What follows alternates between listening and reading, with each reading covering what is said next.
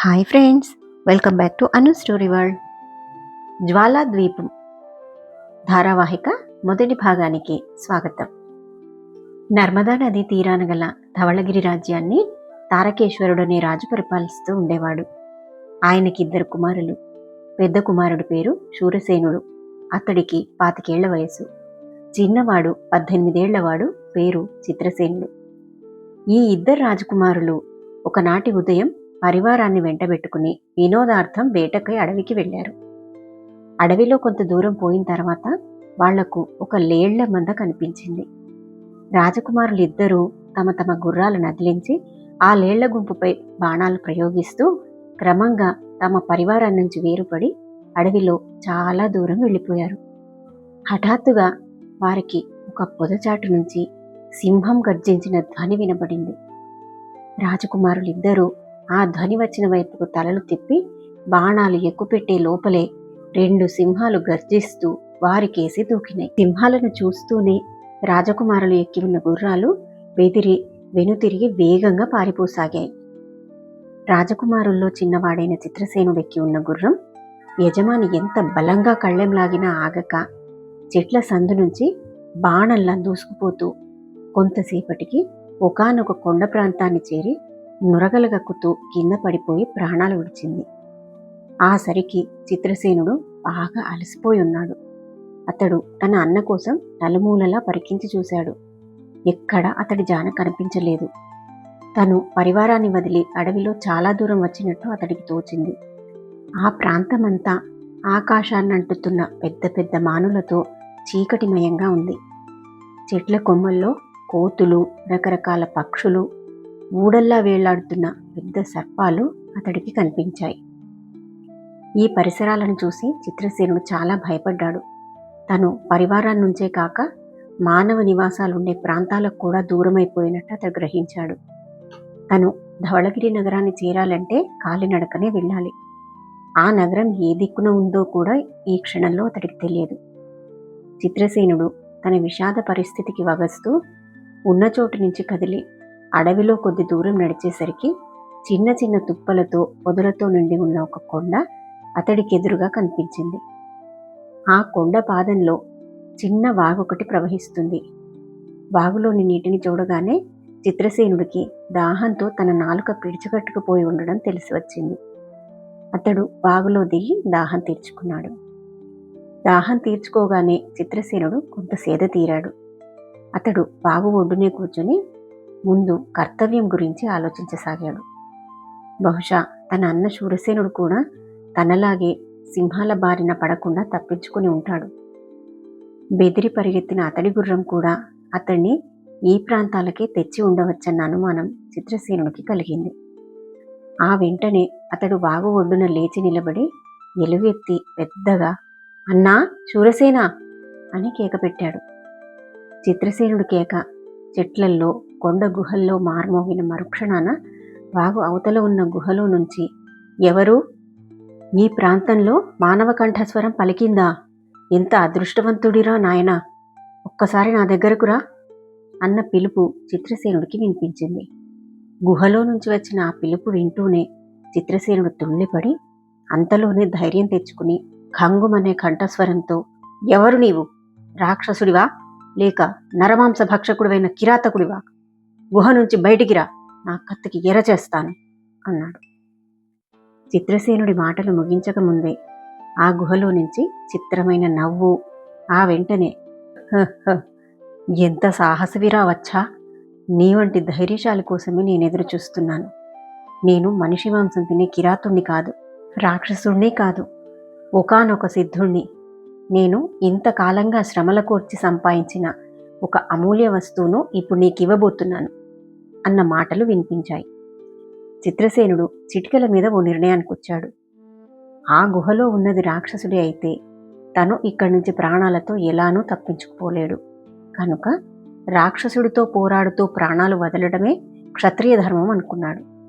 ఒకవేళ గుహలో ఉన్నది నిజంగా సిద్ధుడే అయితే తనకు కలగబోయే కీడు ఏమీ ఉండదు. ఈ నిశ్చయానికి రాగానే చిత్రసేనుడు పొర నుంచి కత్తి దూసి మోకాటి లోతున ఉన్న వాగు నీటిలో దిగి అవతలి ఒడ్డుకు చేరాడు. అక్కడ కొండలో చాలా గుహలున్నాయి. అందువల్ల తనను పిలిచిన వ్యక్తి ఏ గుహలో ఉన్నది చిత్రసేనుడికి తెలియరాలేదు. అతడు ఒక్కొక్క గుహ దగ్గరికి వెళ్ళి లోపలికి తొంగి చూస్తున్నాడు. అంతలో అతడికి దావులనున్న ఒక గుహ నుంచి నాయనా భయపడకు, ఇటురా అన్న మాటలు వినిపించాయి. చిత్రసేనుడు కత్తిని మరింత గట్టిగా గుప్పెట బిగించి ఆ పిలుపు వచ్చిన గుహ ముందుకు వెళ్ళి లోపలికి తొంగి చూశాడు. గుహలో అతడికి ఒక సిద్ధుడు కనిపించాడు. అతడి తల గడ్డము తెల్లగా నెరిసి ఉన్నాయి. అతడు గుహ మధ్య ఒక ఎత్తైన వేదిక మీద కూర్చొని ఉన్నాడు. గుహ పైభాగాన ఉన్న కంతల నుంచి సూర్యకాంతి లోపల పడుతూ ఉండడం వల్ల గుహ లోపలి భాగం వెలుతురుగా ఉంది. ముసలి సిద్ధుణ్ణి చూస్తూనే చిత్రసేనుడు తను అంతకుముందు పరుషంగా మాట్లాడినందుకు నొచ్చుకున్నాడు. అతడు కత్తిని ఒరలో పెట్టి సిద్ధుని సమీపించి చేతులెత్తి నమస్కరిస్తూ, మహాత్మా, నన్ను క్షమించవలసిందిగా వేడుతున్నాను అన్నాడు ఎంతో వినయంగా. చిత్రసేనుడి మాటలకు సిద్ధుడు చిరునవ్వు నవ్వి, నాయనా, నువ్వు సుక్షత్రియుడిలా కనిపిస్తున్నావు. 60 సంవత్సరాల నా తపశక్తినంతా ధారపోసి ఒక అపూర్వ వస్తువును సాధించాను. కానీ దాన్ని అనుభవించే యోగ్యత నాకు లేదు. నేను దాన్ని సాధించే ప్రయత్నంలోనే ముసలివాణ్ణైపోయాను. నాకీ రాత్రి అష్టమి చంద్రుడు అస్తమించే సమయాన మరణం సిద్ధించనుంది. నేను అన్ని శ్రమల కూర్చి సాధించిన ఆ అపూర్వ వస్తువును యోగ్యుడైన వాడికి ఇచ్చిపోదామని చాలా రోజులుగా చూస్తున్నాను. నా తుది ఘడియల్లో నీ అదృష్టం నిన్ను నా దగ్గరకు లాక్కొచ్చింది. ఇదిగో ఆ అపూర్వ వస్తువు అంటూ పక్కనే ఉన్న ఒక వెదురు బుట్టను చిత్రసేనుడికి ఇచ్చాడు. చిత్రసేనుడు సిద్ధుడి నుంచి బుట్ట అందుకుని ఆత్రంగా దాని మూతను తెరవబోయేంతలో సిద్ధుడు తన దండంతో బుట్ట మూతను గట్టిగా అదిమి, నాయనా, తొందరపడి బుట్ట మూతను ఇక్కడ తెరవకు. నీవు ఏ ప్రాంతాలైతే నివసించడానికి మక్కువ పడతావో ఆ ప్రాంతాన దాన్ని తెరిచి చూడడం నీకు క్షేమకారకమవుతుంది అన్నాడు.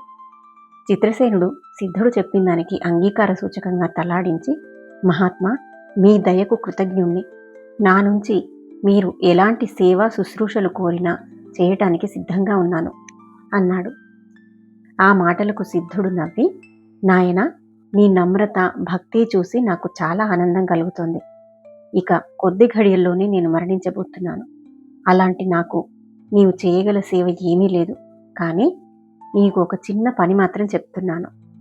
నీవు గుహ నుంచి బయటికి వెళ్ళిన తర్వాత గుహకు తూర్పు వైపున కోణాకృతిలో ఉన్న రాతిని కిందికి లాగు. అదే నీవు చేయగల ప్రత్యుపకారం అన్నాడు. చిత్రసేనుడు సిద్ధుడికి నమస్కరించి గుహ నుండి బయటకు వచ్చి అతడు చెప్పిన రాతిని 2 చేతులతోనూ బలంగా పట్టి కిందికి లాగాడు. వెంటనే కొండ దద్దరిల్లేలా పెద్ద చప్పుడైంది. గుహ ముందు భాగాన్ని పైనుంచి జారిపడిన ఒక బల్లపరుపు రాయి గుర్తు తెలియని విధంగా కప్పేసింది. చిత్రసేనుడు అక్కడ కొద్దిసేపు నిలబడి తర్వాత నెమ్మదిగా వాగు దాటి అరణ్యంలోకి ప్రవేశించాడు. తను నగరం చేరాలంటే ఏ దిక్కుగా పోవాలో కూడా అతడికి తెలియదు. ఆ కారణంగా అతడు చెట్లలో సునాయాసంగా నడవడానికి అనువైన మార్గాల గుండా నడవసాగాడు. ఇలా కొంత దూరం నడిచేసరికి అతడికి సూర్యుడు పడమటి దిక్కుకు వాలడం కనిపించింది. క్రమంగా అతన్ని ఆకలి దహించసాగింది. ఆయాసపడుతూ చిత్రసేనుడు అడవిలో మరికొంత దూరం నడిచి అంతగా చెట్లు లేని ఒక ఎత్తైన ప్రదేశాన్ని చేరాడు.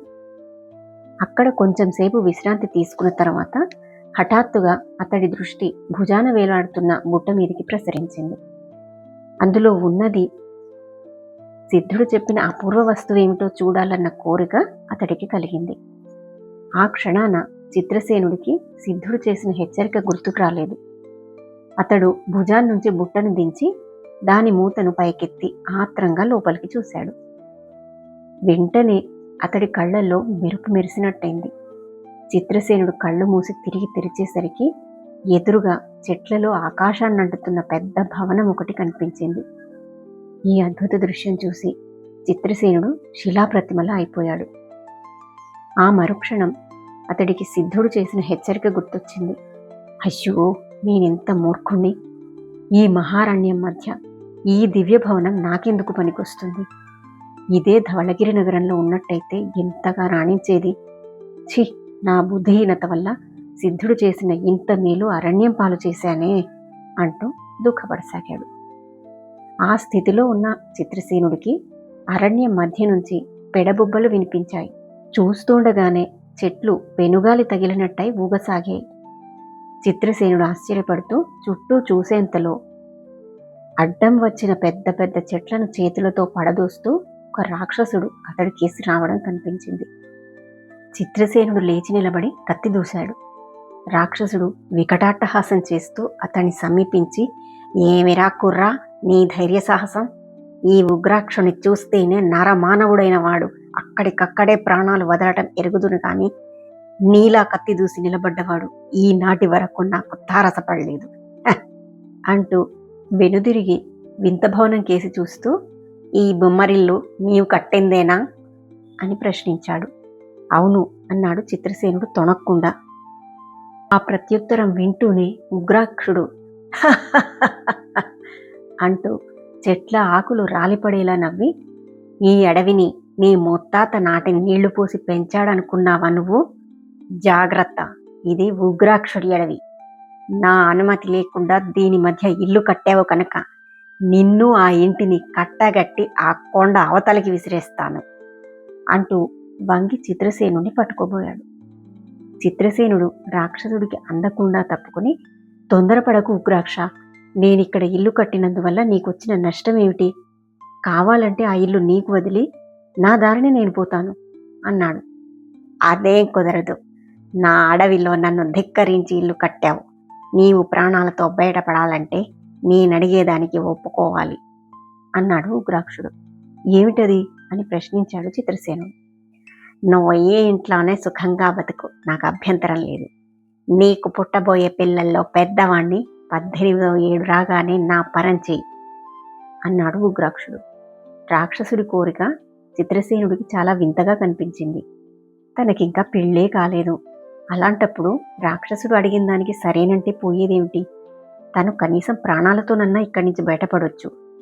చిత్రసేనుడు ఇలా ఆలోచించి, ఉగ్రాక్ష, నీవడిగిన దానికి ఒప్పుకుంటున్నాను. నా పెద్ద కొడుకు 18వ ఏడు రాగానే నువ్వు వచ్చి వాణ్ణి నిరభ్యంతరంగా తీసుకుపోవచ్చు అన్నాడు. రాక్షసుడు ఈ ప్రత్యుత్తరం విని ఎంతో పొంగిపోతూ, అయితే నిన్ను ప్రాణాలతో వదులుతున్నాను, నువ్వు మాత్రం నాకు ఇచ్చిన మాట నిలుపుకో అంటూ వెళ్ళిపోయాడు. ఆ తర్వాత ఏం జరిగిందో తెలుసుకోవాలంటే నెక్స్ట్ వీడియో చూడండి. మరిన్ని కథల కోసం నా ఛానల్ని సబ్స్క్రైబ్ చేసుకోండి. Thank you.